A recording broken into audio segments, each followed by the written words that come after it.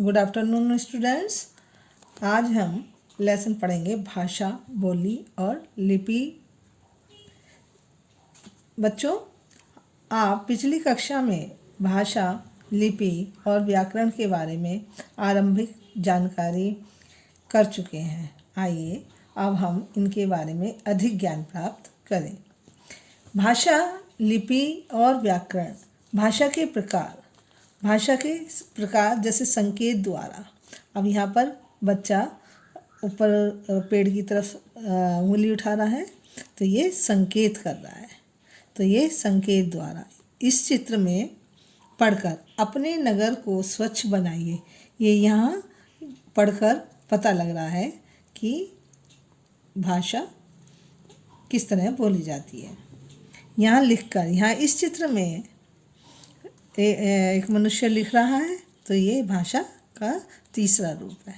फिर है बातचीत द्वारा, जैसे दो आदमी एक दूसरे से बात कर रहे हैं, ये भाषा का चौथा रूप है। तो इस तरह हम भाषा के इस तरह हम संकेत द्वारा, दूसरा पढ़कर और तीसरा लिखकर, तो चौथा बातचीत द्वारा, ये सब भाषा के रूप हैं। इनमें मुख्य दो रूपों को सबने स्वीकार किया है, मौखिक और लिखित। भाषा वह साधन है जिसके द्वारा मनुष्य अपने मन के भाव बोलकर या लिखकर दूसरों तक पहुंचाता है। जैसे लिखकर यहाँ बात करी जा रही है और यहाँ बोलकर बात की जा रही है। किसी व्यक्ति या वस्तु के बारे में जो विचार अपने मन में पैदा होते हैं, उन्हें भाषा द्वारा ही प्रकट करते हैं। जैसे ये अपने मन में कोई विचार आ रहा है, तो ये भाषा के द्वारा एक दूसरे से बातचीत कर रहे हैं। जन्म से पहले भी और बाद में बचपन की आयु तक बालक के विकास में माता का सबसे अधिक योगदान होता है। बच्चा सबसे पहले अपने माता पिता से जिस भाषा को सुनता है या समझता है, वह और सीखता है, वह उसकी मातृभाषा कहलाती है। जो घर में बोली जाती है वह उसकी मातृभाषा कहलाती है। सुनकर समझी गई और तथा बोलकर या लिखकर की गई बात ही भाषा है। तो भाषा के दो रूप होते हैं, मौखिक और लिखित। बच्चों, अब हम मौखिक भाषा के बारे में जानेंगे। जिस भाषा को मुख से बोला जाता है और कानों से सुना जाता है, उसे मौखिक भाषा कहते हैं। जैसे बातचीत करना, भाषण देना, गीत सुनना आदि भाषा का मौखिक रूप है। जैसे यहाँ पर बोला जा रहा है, इसे मौखिक रूप कहा जाएगा। फिर आता है लिखित भाषा। लिखित भाषा जिस भाषा के द्वारा हम लिखकर अपने मन के विचार प्रकट करते हैं। जैसे यहाँ पर ये लिख रहा है, पत्र लिख रहा है या अपने मन के विचारों को लिख रहा है, लिखकर प्रकट करते हैं और पढ़कर दूसरों के विचार समझते हैं, उसे लिखित भाषा कहते हैं। पत्र, पुस्तक, समाचार पत्र आदि में भाषा का लिखित रूप प्रयोग किया जाता है। बच्चों, अब हम अलग अलग भाषाएं जानेंगे। जैसे असमिया, बांग्ला, बोडो, डोगरी, गुजराती, हिंदी, कन्नड़, कश्मीरी, कोंकणी, मैथिली, मलयालम, मणिपुरी, मराठी, नेपाली, उड़िया, पंजाबी, संस्कृत, संथाली, सिंधी, तमिल, तेलुगु, उर्दू। बच्चों, हमारे संविधान में 22 भाषाओं को मान्यता दी गई है। भारत की राष्ट्रभाषा हिंदी है। अब हम लिपि के बारे में जानेंगे। जब भाषा को लिखने की आवश्यकता महसूस की गई, तो मनुष्य ने लिपि की खोज की। हर लिपि को लिखने के लिए कुछ चिन्ह निश्चित किए गए। इन निश्चित चिन्हों को ही लिपि कहते हैं। बच्चों, जाना आपने कि लिपि किसे कहते हैं। भाषा को लिखने के लिए निश्चित किए गए चिन्हों को लिपि कहते हैं। अब भाषा और लिपि, कौन सी भाषा की कौन सी लिपि है, उसके बारे में जानेंगे। जैसे हिंदी की देवनागरी, संस्कृत की देवनागरी, उर्दू की फारसी, जर्मन की रोमन, पंजाबी की गुरुमुखी, गुजराती की देवनागरी, अंग्रेजी की रोमन, फ्रेंच की रोमन। तो ये भाषा और उनकी लिपि है। अब हम बच्चों व्याकरण के बारे में जानेंगे।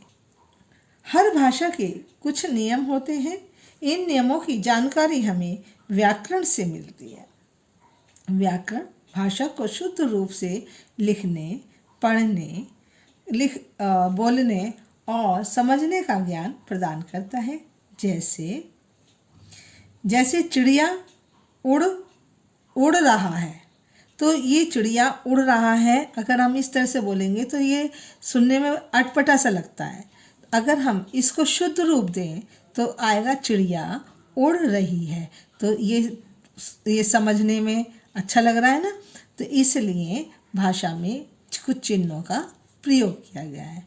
जाऊंगा मैं कल कानपुर, ये ऐसे सुनने में भी बहुत अटपटा सा लगता है, लेकिन अगर हम इसे सही ढंग से रख कर के शब्दों को अगर बोलेंगे तो शब्द भी अच्छी तरह से महसूस होंगे। जैसे मैं कल कानपुर जाऊंगा, तो ये सेंटेंस अच्छा लग रहा है ना। इसी तरह से हम व्याकरण हमें भाषा का शुद्ध ज्ञान सिखाता है। बच्चों अब हम व्याकरण के विभाग पढ़ेंगे। व्याकरण के विभाग पढ़ेंगे जो वर्ण विचार, शब्द विचार और वाक्य विचार है। ये इसके तीन विभाग हैं। भाषा के मानक रूप को निर्धारित करने में व्याकरण का स्थान महत्वपूर्ण है। व्याकरण हमें भाषा को शुद्ध रूप में बोलना, लिखना और पढ़ना सिखाता है। व्याकरण के 3 मुख्य विभाग हैं। जैसे वर्ण विचार, जो शब्दों के हम विचार करते हैं। वर्ण मतलब जैसे ए आई इस तरह के मतलब वर्णों के बारे में जानते हैं। शब्द विचार कि शब्द कैसे बनता है उसके बारे में जानते हैं। फिर उसके बाद में वाक्य विचार, वाक्य जो शब्दों को जोड़कर जो वाक्य बना जाता है उसे वाक्य विचार कहा जाता है। बच्चों आज हमने क्या सीखा? आज हमने सीखा भाषा के प्रकार। भाषा के 4 प्रकार होते हैं: संकेत द्वारा, पढ़कर, लिखकर और बातचीत द्वारा। भाषा किसे कहते हैं? भाषा वह साधन है जिसके द्वारा मनुष्य मन के भाव बोलकर या लिखकर दूसरों तक पहुंचाता है। भाषा के 2 रूप होते हैं: मौखिक भाषा और लिखित भाषा। भाषा को सीखा कि अलग अलग क्षेत्रों में अलग अलग भाषाएं बोली जाती हैं। लिपि के बारे में जाना, भाषा को लिखने के लिए निश्चित किए गए चिन्हों को लिपि कहते हैं।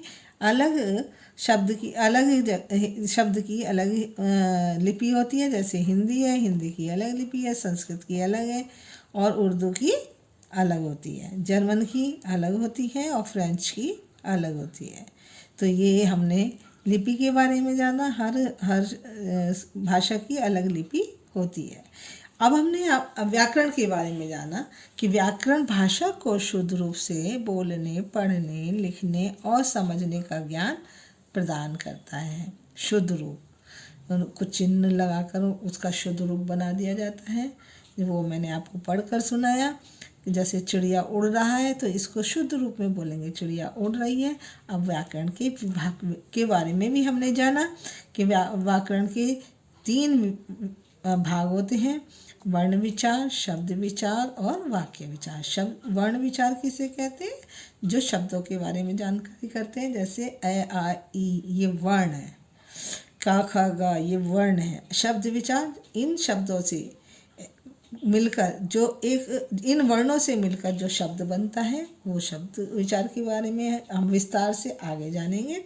जैसे कमल, क म ल, तो ये वर्णों को मेल से जो शब्द बना उसे शब्द विचार कहेंगे। और वाक्य विचार जो शब्दों को मिलाकर के जो एक वाक्य बनता है उसे, जैसे चिड़िया उड़ रही है तो ये शब्द मिलकर के एक वाक्य बन गया।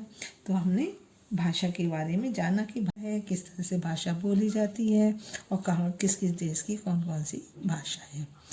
अच्छा बच्चों, थोड़ा इस वीडियो को अच्छी तरह से देख करके, क्योंकि पहले आपने पढ़ाई है और इसे देख करके समझना जब आपकी बुक आ जाएगी उसे इस लेसन को अच्छे से पढ़ना और एक बार मैं फिर समझा दूंगी। Thank you, have a nice day.